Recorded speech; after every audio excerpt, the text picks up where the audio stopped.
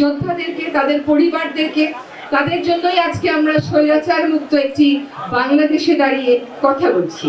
আজকে সম্মান জানাচ্ছি, কিন্তু সম্মান জানানোর সবচাইতে ভালো উপায় কি?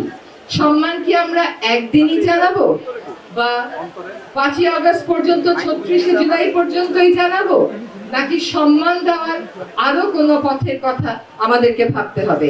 আরো কোনো পথের কথাই ভাবতে হবে, কারণ তারা উদ্দেশ্যবিহীন ভাবে প্রাণ দেননি, একটি উদ্দেশ্যকে সামনে রেখে তারা প্রাণ দিয়েছেন। সেই উদ্দেশ্যটা হচ্ছে বৈষম্যবিহীন একটা বাংলাদেশ গড়ার।